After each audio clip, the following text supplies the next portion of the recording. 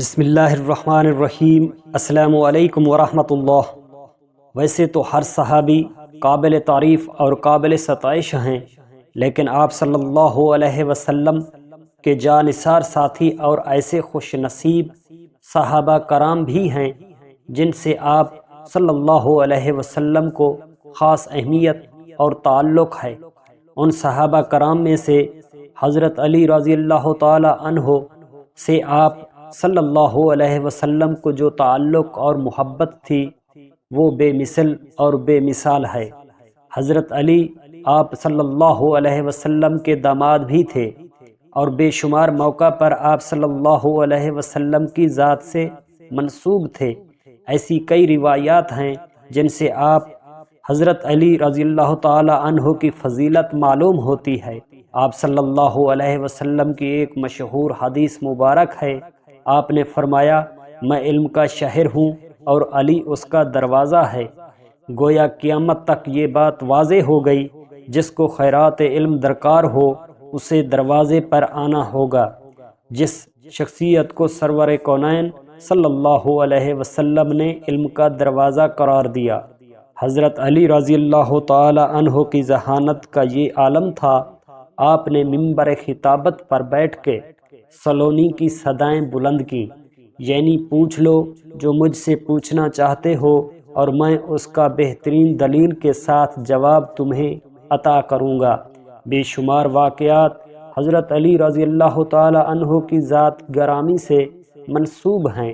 جب بظاہر پیچیدہ نظر آنے والے کسی مسئلے یا کسی سوال کا حل آپ نے اپنی ذہانت اور کمال علم کی بدولت چند لمحوں میں پیش کیے، آج ہم اپنے ناظرین کو حضرت علی رضی اللہ تعالی عنہ کی ذات گرامی سے منسوب ایک واقعہ آپ کی خدمت میں پیش کریں گے، جن سے آپ کے علم و فضل میں اضافہ ہوگا اور آپ کے مرتبے کو سمجھنے میں مدد ملے گی۔ ایک مرتبہ حضرت عمر رضی اللہ تعالی عنہ کے عہد خلافت میں ایک لڑکے کو زنا کے جرم میں 80 کوڑے سزا سنا دی گئی۔ اس لڑکے کو سزا دینے کے لیے لے جایا جا رہا تھا۔ واضح رہے، حضرت عمر رضی اللہ تعالی عنہ کی خلافت میں اسلام میں شادی شدہ زانی کے لیے سنگساری اور غیر شادی شدہ کے لیے 80 کوڑے بطور سزا ہوتی تھی۔ وہ لڑکا اونچی آواز سے پکار رہا تھا، میں بے گناہ ہوں، مجھے سزا نہ دی جائے۔ اسی اثنا میں حضرت علی رضی اللہ تعالی عنہ کا وہاں سے گزر ہوا تو حضرت علی نے اس لڑکے کے پکار سن کر سرکاری اہلکاروں کو رکنے کا حکم دیا۔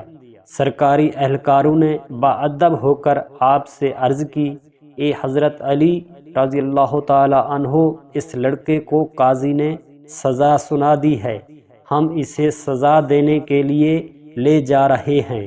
آپ نے اپنے ہاتھ مبارک سے سرکاری اہلکار کو چپ رہنے کا حکم دیا اور لڑکے کی طرف متوجہ ہوتے ہوئے فرمایا، کیا بات ہے؟ لڑکے نے ہاتھ جوڑ کر روتے ہوئے عرض کی، اے امیر المومنین، میں بے قصور ہوں۔ حضرت علی رضی اللہ تعالی عنہ نے اس لڑکے کو بغور دیکھنے لگے۔ لڑکے نے عرض کیا، جناب، جس جرم کا الزام مجھ پر لگایا جا رہا ہے میں نے وہ جرم کیا ہی نہیں، اور اس جرم کا مجھ پر الزام لگانے والی میری ماں ہے۔ حضرت علی نے یہ بات سن کر حیران ہو گئے اور سرکاری اہلکاروں کو فرمایا، اس لڑکے کی سزا فی الحال روک دی جائے، ہم اس کیس کو کل دوبارہ سنیں گے، اگر یہ لڑکا گنہگار ہوا تب سزا دینا۔ سرکاری اہلکار اس لڑکے کو لے کر دوبارہ قید خانے میں بند کر دیا اور یہ خبر حضرت عمر رضی اللہ تعالی عنہ تک بھی پہنچا دی گئی۔ حضرت عمر رضی اللہ تعالی عنہ نے فرمایا، بے شک اس معاملے پر بھی کوئی صداقت اور بہتری ہوگی، یہ بات ہو اور آگ کی طرح پھیل گئی۔ حضرت علی رضی اللہ تعالی عنہ سے پہلے عدالت انسانوں سے بھر چکی تھی۔ جب آپ عدالت میں تشریف لائے اور فرمایا، اس عورت اور لڑکے کو عدالت میں پیش کیا جائے، حضرت علی رضی اللہ تعالی عنہ نے الزام لگانے والی عورت سے دریافت کیا، فرمایا کیا اس لڑکے نے تیرے ساتھ دست درازی کی ہے، اور وہ جرم کیا ہے جس پر تو نے اسے سزا کے لیے پیش کیا؟ اس عورت نے ہاں میں سر ہلایا اور کہا ہاں۔ اس پر حضرت علی نے اپنا رخ مبارک لڑکے کی جانب کرتے ہوئے فرمایا یہ عورت تیری کیا لگتی ہے؟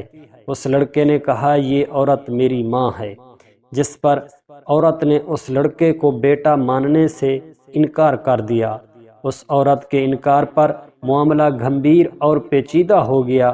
فیصلہ سننے کے لیے لوگوں کا بہت بڑا ہجوم اکٹھا ہو چکا تھا۔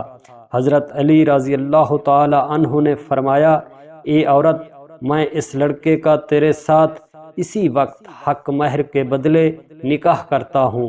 آپ کی یہ بات سن کر عورت چیخ کر بولی اے امیر المومنین، کیا کسی بیٹے کا ماں کے ساتھ نکاح ہو سکتا ہے؟ حضرت علی رضی اللہ تعالی عنہ نے جواب دیا تیرے اس دعوے کا کیا مطلب ہے؟ اس عورت نے عرض کی اے رب العزت کے شیر علی، یہ لڑکا تو واقعی میں میرا بیٹا ہے۔